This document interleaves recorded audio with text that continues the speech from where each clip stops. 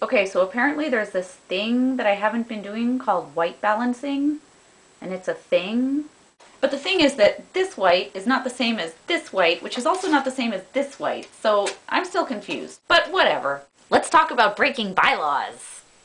So I was watching the Vlogbrothers YouTube videos on copyright and copyright law, links down there, and I was thinking about how John and Hank were talking about how sometimes the original copyright gets broken, but the original creator doesn't really mind, so the copyright law doesn't actually matter. And then tonight I was watching John's really old video on yards and how evil they are, link also down there, and I was thinking, my yard is evil and I covered it with mulch, and then I went, BAM! Bylaws! I've got a vlog topic! Okay, so in my city, probably just like in your city, we have these things called bylaws. They're a little bit like normal laws, except that the city is responsible for making them and choosing them. The city is also responsible for enforcing them, which means the police have nothing to do with it. So for example, if we take the bylaw against riding bicycles on the street in the downtown area, if somebody's seen doing that and there's a police officer walking by, he can't really do anything about it except say, hey dude, get your bicycle off the sidewalk. He can't issue a ticket, he can't take away the bicycle, he can't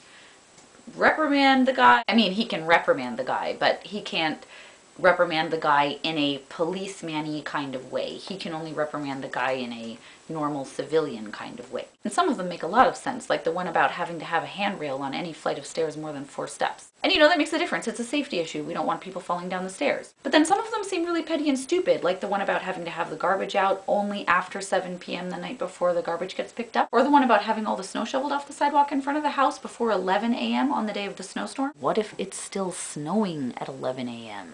Like, what are you supposed to do? Just stand there as it snows all day, just constantly running your shovel from one end of the sidewalk to the other? It's ridiculous! Or the one about not being allowed to store your recycling bins on the porch or anywhere where anyone else might possibly see them and know that you have recycling bins. I'm not even kidding about that one.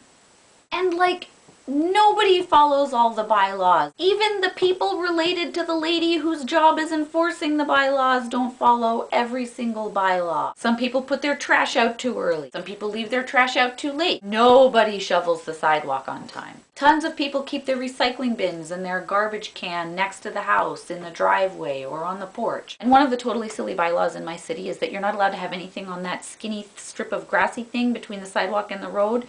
Well, I mean, the city puts trees there, but they're the city, so they can do what they want. Except for grass. Which sometimes makes sense. I mean, what if everybody wanted to, like, I don't know, put dog houses on the little grass strippy things between the sidewalk and the road? That could be really bad and scary for pretty much everybody who doesn't like dogs. Which is not me. I mean, I love dogs, but not everybody loves dogs. I mean, look at the kidlet when he was a toddler. That was a totally different story. He, the opposite of loved dogs. He was terrified of dogs. And we just couldn't get the grass to grow there. We tried planting seeds every year, we put down soil every year, we watered it like crazy. It was like a water sink. Nothing would grow. The maple tree growing there just sucked everything up and all we had was weeds. And we hated the weeds and the neighbors hated the weeds and I'm sure the city hated the weeds and like pretty much everyone who drove by hated the weeds because they were not nice. They killed whatever grass was there and all we had was weeds and bare dirt. And that leads to erosion problems. Don't even get me started on all the problems of weeds and bare dirt. So we said, okay, we'll just take some mulch and some soil and we'll just cover it. So that's what we did. But the bylaw is against it. We broke the bylaw.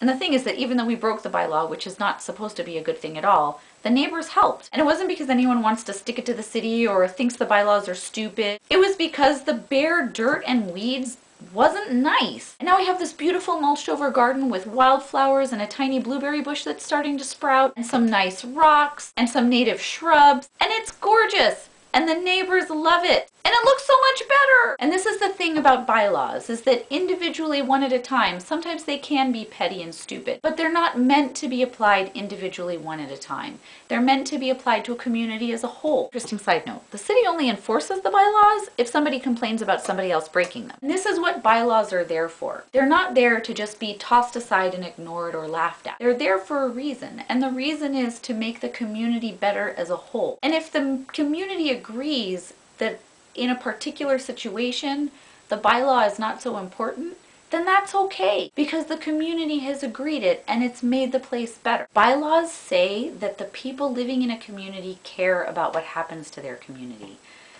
And that's why they're important, even if not everybody follows them all the time. Thanks for watching. I'll see you tomorrow.